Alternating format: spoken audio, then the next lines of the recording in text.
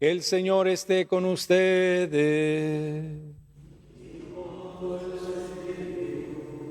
Del Santo Evangelio según San Juan.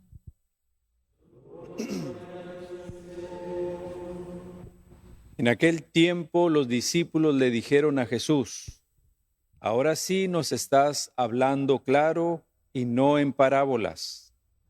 Ahora sí estamos convencidos de que lo sabes todo y no necesitas que nadie te pregunte. Por eso creemos que has venido de Dios. Les contestó Jesús: ¿de veras creen? Pues miren que viene la hora, más aún ya llegó, en que se van a dispersar cada uno por su lado y me dejarán solo. Sin embargo, no estaré solo, porque el Padre está conmigo. Les he dicho estas cosas para que tengan paz en mí. En el mundo tendrán tribulaciones, pero tengan valor porque yo he vencido al mundo. Palabra del Señor. Gloria a ti, Señor Jesús.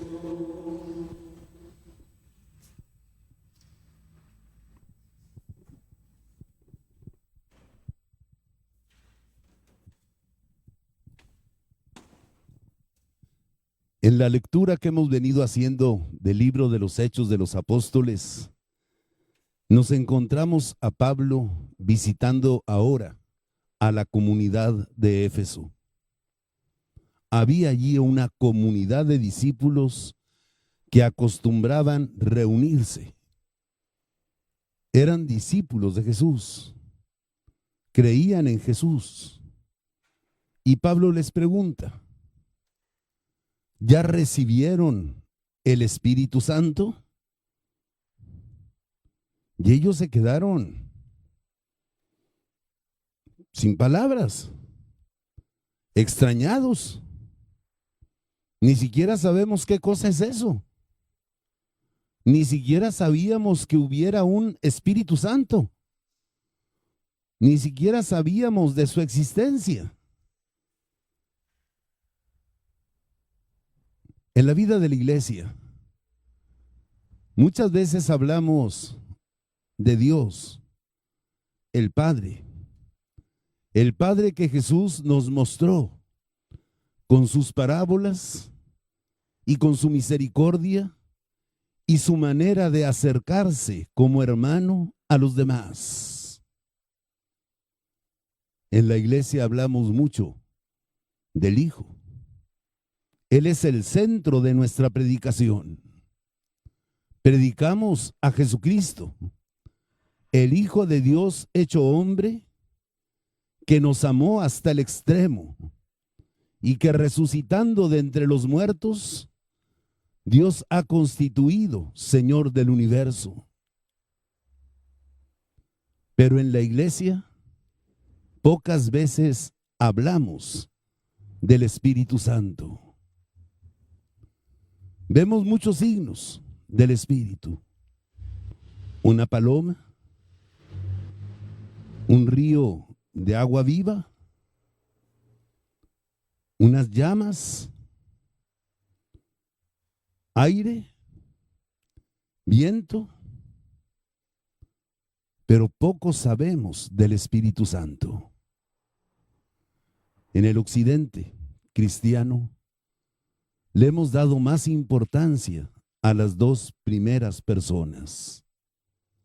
En el oriente cristiano es donde más se ha desarrollado la teología del Espíritu Santo, el estudio, el conocimiento de esa tercera persona de la Trinidad.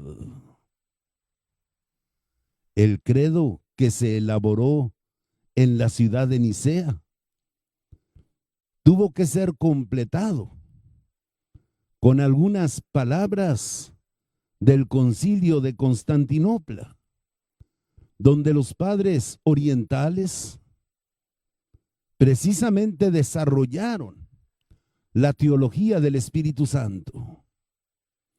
El Espíritu Santo es Dios. El Espíritu Santo no es una fuerza.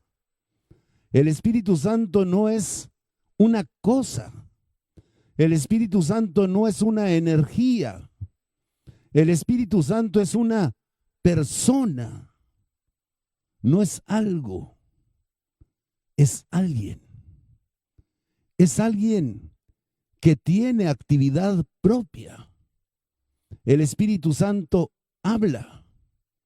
El Espíritu Santo aconseja. El Espíritu Santo guía. El Espíritu Santo escucha. El Espíritu Santo consuela. El Espíritu Santo intercede. No es algo. El Espíritu Santo es alguien. Es una tercera persona de la Trinidad. Es distinto al Padre y es distinto al Hijo. No es Padre, no es Hijo. Es un tercero que procede del Padre y del Hijo. Un tercero que es adorado y glorificado junto con el Padre y con el Hijo. El Espíritu Santo, nos dicen los padres orientales, estuvo presente desde la creación del mundo y es necesario ir descubriendo los signos de su presencia y de su actividad en todo el Antiguo Testamento. Ya desde la creación, cuando el Espíritu de Dios se cernía sobre las aguas. Ya desde la misma creación, cuando Dios, después de modelar con barro el cuerpo de Adán, insufló, sopló en sus narices y lo hizo respirar. Espíritu, respirar. Hablamos nosotros del Espíritu Santo en la segunda semana de Pascua, al hablar del bautismo en el que recibimos el Espíritu Santo. Pero ahora esta semana, San Pablo nos invita a reflexionar más en el Espíritu Santo y a preguntarnos si hemos recibido al Espíritu Santo. El Espíritu Santo es la vida de la iglesia. La iglesia es un cadáver, es un cuerpo muerto, es un cuerpo de barro sin ese espíritu de vida. Retira, Señor, tu espíritu y todo se marchita, todo muere. Infundes tu espíritu y renuevas todas las cosas. Es el espíritu de la vida. Sin el Espíritu Santo, la iglesia, pues es una sociedad como cualquier otra. La obra social de la iglesia es como una obra social de una ONG. La liturgia de la iglesia se convierte en espectáculo. La oración de los cristianos se convierte en repetición mecánica de fórmulas aprendidas de memoria o leídas en un libro. Falta el sentimiento, falta la vida, falta el Espíritu. Sin el Espíritu Santo, la predicación de la iglesia se convierte en una cátedra, magistral, pero que no dice nada a nuestra vida. El Espíritu Santo es quien inspira no solo lo que respiramos, sino quien inspira a los creyentes. Inspira para que descubramos la sabiduría de Dios en el libro de la naturaleza a través de la ciencia. Inspira para que descubramos en el universo una poesía escrita por Dios y la podamos contemplar con ojos de sorpresa y de maravilla y alabar la belleza de las obras, descubriendo la grandeza del Creador. El Espíritu Santo inspira los sentimientos de amor. Sin el Espíritu Santo, la relación entre hombre y mujer se reduce a una relación animal, sexo. Al meditar en esto, recordaba una vieja canción del Puma. Dueño de ti, ¿dueño de qué? Dueño de nada. Un arlequín que hace temblar tu piel sin alma. Dueño del aire y del reflejo de la luna sobre el agua. Dueño de nada. La iglesia sin el Espíritu Santo habla de Jesús como del Señor. Pero ¿Señor de qué? ¿Señor de quién? ¿De veras es mi Señor? ¿De veras es nuestro Señor? Una iglesia vacía, una iglesia sin vida, un templo lleno de zombies que saben cuándo pararse, cuándo sentarse, cuándo hincarse. Zombies que si les cantamos canciones alegres, no sonríen, y si les cantamos canciones tristes, no lloran. Un templo lleno de gente que está de cuerpo presente, pero su mente concentrada en textear, en pensar, en recordar, dejando volar su fantasía. ¿De qué habló el Padre? Sepa. ¿En qué parte de la misa vamos? Ya llegamos al Padre Nuestro. Sepa. Todo automatizado. Todo robotizado. Una iglesia de zombies porque nos falta esa alma, esa vida. El Espíritu Santo crea la diversidad en la iglesia.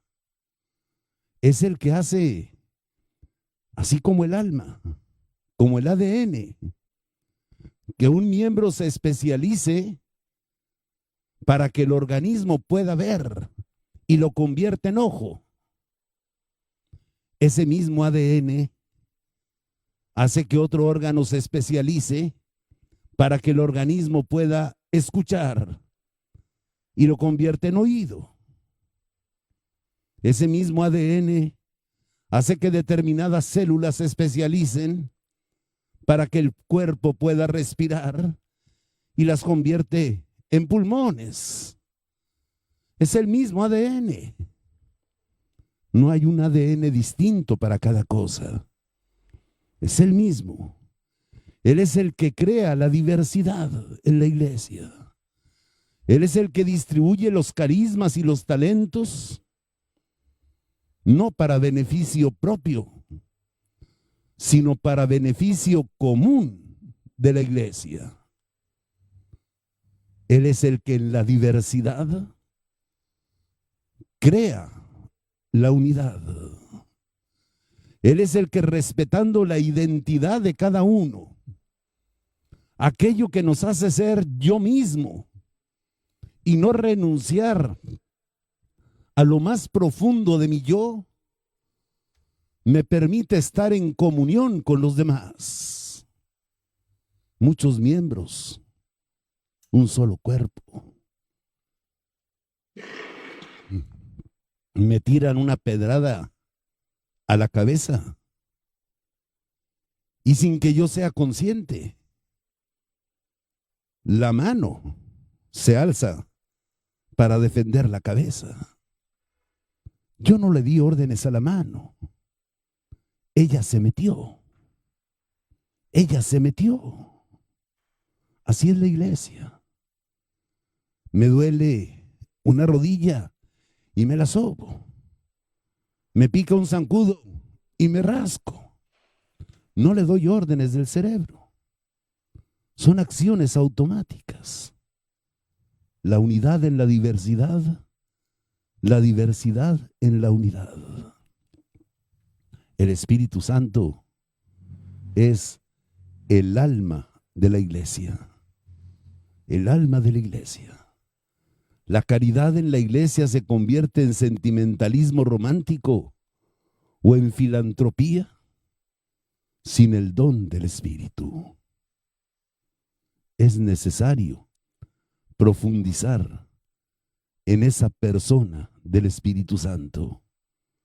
Él es el que inspira nuestras palabras para ponernos en contacto con los demás. Él es el que inspira nuestras palabras para que podamos hablarle a Dios. Él es el que nos da el don de la piedad que nos permite que nuestras oraciones no sean fórmulas mecánicamente repetidas, sino plegarias que conmueven y brotan de nuestro corazón. ¿Ya recibieron al Espíritu Santo? Ni siquiera hemos escuchado hablar de que exista el Espíritu Santo. ¿Qué bautismo recibieron? El bautismo de Juan. Juan predicó un bautismo de conversión. Un bautismo que implicaba un propósito serio de cambiar de vida. El bautismo de Jesús no es un bautismo de conversión, sino de regeneración. Dándonos su espíritu, Jesús hace de nosotros criaturas nuevas, hijos e hijas de Dios. Por eso el bautismo en la iglesia es irrepetible.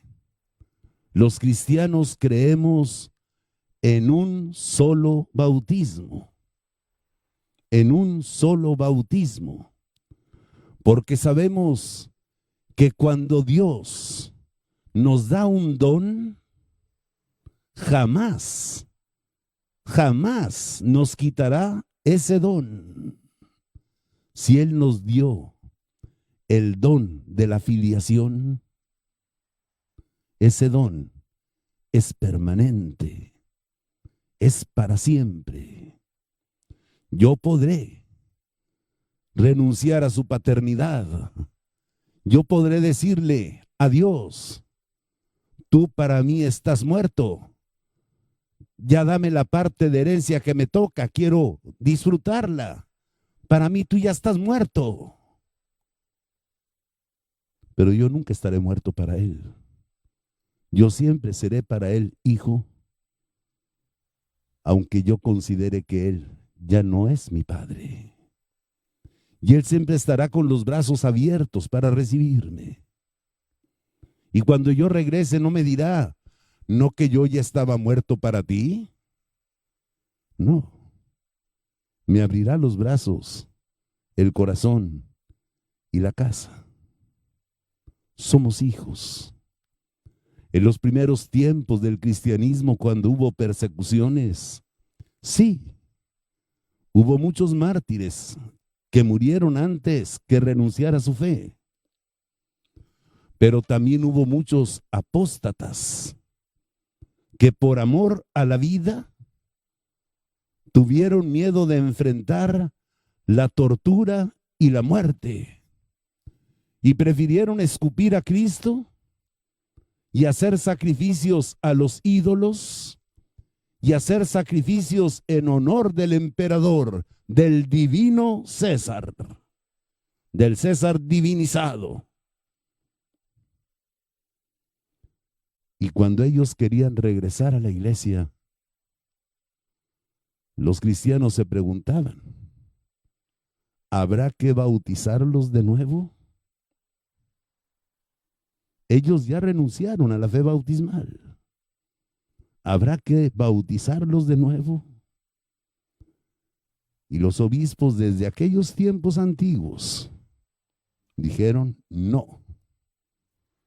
Ellos renunciaron a Dios, pero Dios no renunció a ellos.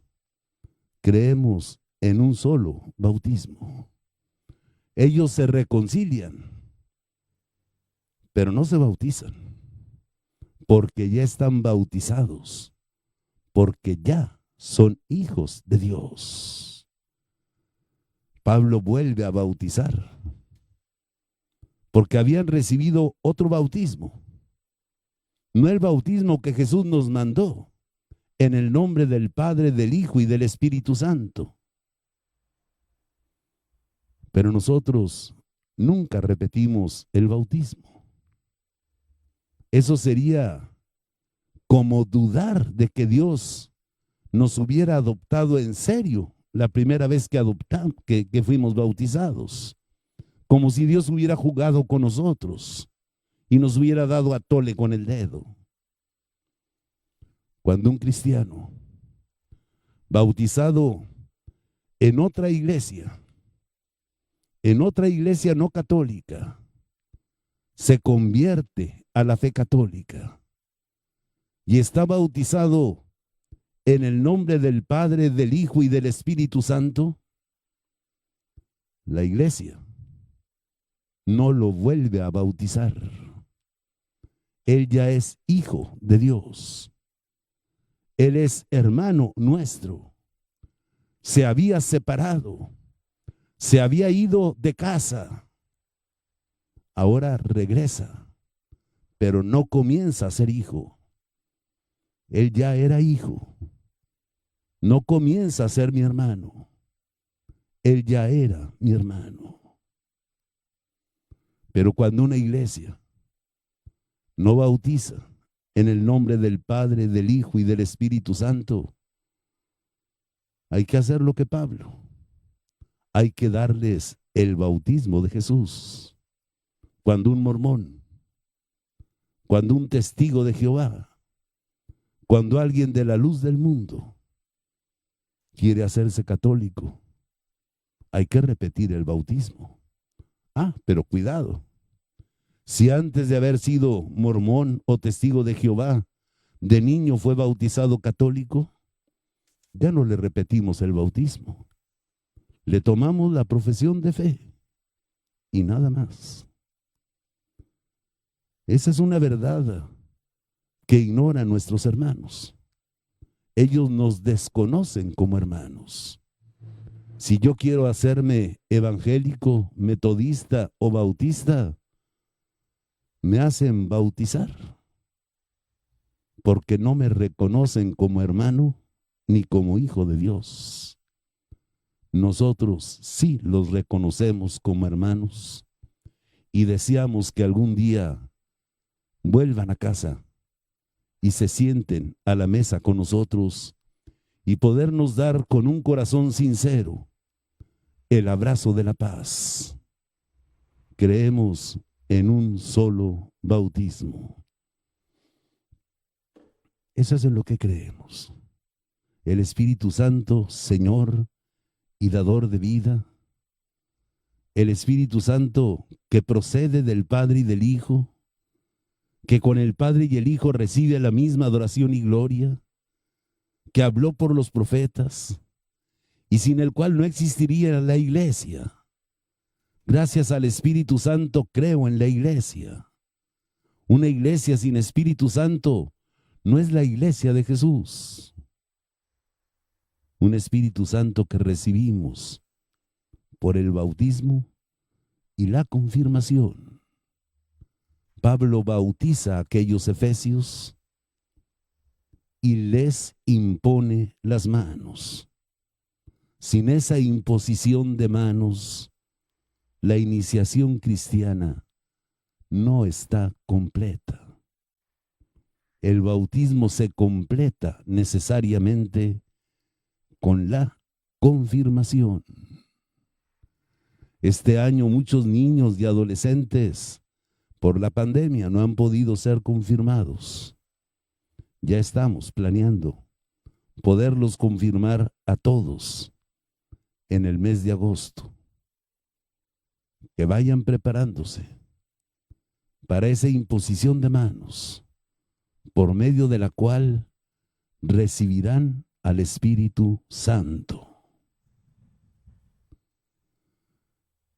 Pablo enseñaba libremente y discutía libremente en las sinagogas, refutando a quienes lo contradecían. Y llegamos ahora al Evangelio. Cuando empezamos a leer lo referente a la última cena en el Evangelio de San Juan, les decía que son muchos capítulos, casi la mitad del Evangelio, y que todo ese tiempo que pasaron en el cenáculo es como una misa. Inicia con ritos de purificación, lavar los pies, continúa con una liturgia de la palabra en la que Jesús habla a sus discípulos, les explica sus parábolas, les habla claro para que puedan entender. Y después, Jesús, elevando sus ojos, le habla al Padre. Después viene la oración, la acción de gracias, la adoración, la súplica, la intercesión. A partir de mañana empezaremos a escuchar la oración de Jesús. Jesús dejará de ver a aquellos 12 para mirar al cielo, al Padre, y rezar por esos 12 y por todos los que habrán de creer gracias a la palabra de ellos. La homilía ha terminado. Los discípulos se sienten contentos. Maestro, ahora sí nos has hablado claro, ¿eh? Ahora sí ya nos has hablado claro. Ya no nos estás explicando las cosas con cuentitos. Ahora nos dijiste las cosas a lo pelón, como son. Ahora sí nos hablas claro. Ahora sí creemos que tú vienes de Dios. Muy contentos. Pero Jesús, en lugar de felicitarlos, los cuestiona. ¿De veras creen? ¿De veras creen? Porque en verdad les digo que todos ustedes me abandonarán y me dejarán solo, pero no estaré solo, porque el Padre siempre estará conmigo. Sí, la fe no es la adhesión intelectual. La fe no consiste en decir ya entendí. La fe involucra nuestra vida, involucra nuestra persona. Una verdadera homilía explica las Escrituras. Sí las explica. ¿Qué es lo que este texto quiere decir? Ah, qué interesante. Fíjese que yo no sabía eso. Pero no solo lo explica, lo aplica. Ok, está muy interesante lo que tú me has dicho, pero ¿qué tiene que ver con la realidad que ahorita estamos viviendo, con la pandemia, en lo social, en lo económico, en lo político? ¿Qué tiene que ver con nuestras familias, con nuestra manera de relacionarnos? Una verdadera homilía explica y aplica la palabra de Dios a las circunstancias presentes. Ah, caray. Una verdadera homilía no solo explica y aplica, sino implica a las personas. Te estoy hablando a ti, no estoy hablándole a aquel, no estoy hablándole al otro, no estoy hablándole para ver a quién le queda el saco, para que les ponga sacos a los demás. Te estoy hablando a ti, y si a ti te cae el saco, póntelo. Siéntete implicado. Siéntete implicado. Si te conformas con decir, ya entendí, qué hermoso, qué bonito, pero luego ya no te quieres involucrar, si no te la quieres jugar con Cristo, esa fe es estéril. Una verdadera homilía explica, aplica, implica a las personas y complica la vida de las personas. Si de veras me la juego con Cristo, ¿qué va a pasar con mi vida personal? Con mis hábitos, con las cosas a las que estoy acostumbrado. Me exige cambios. ¿Qué va a pasar con mi vida familiar? Hay muchos problemas entre mis papás y mi esposa. Esto me complica la vida.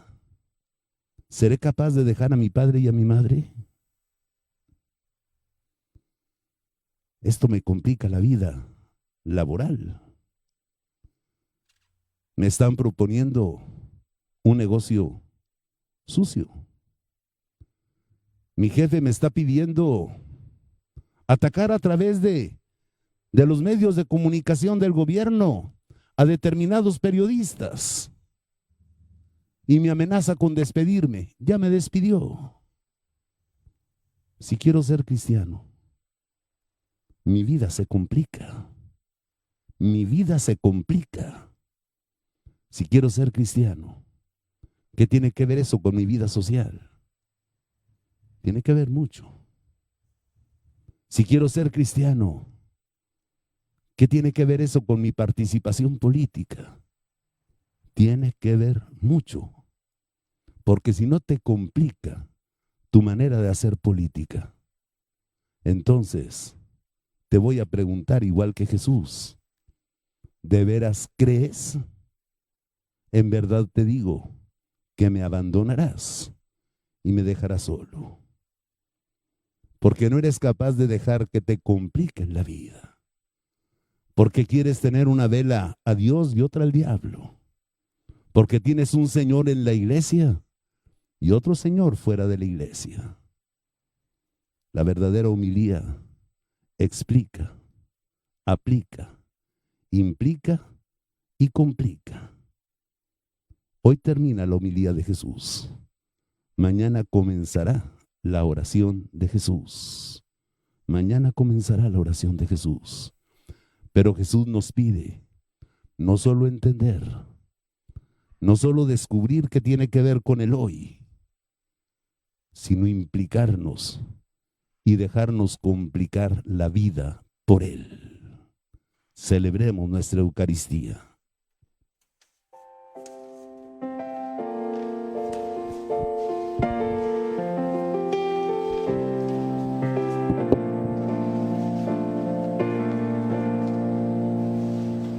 te entregamos.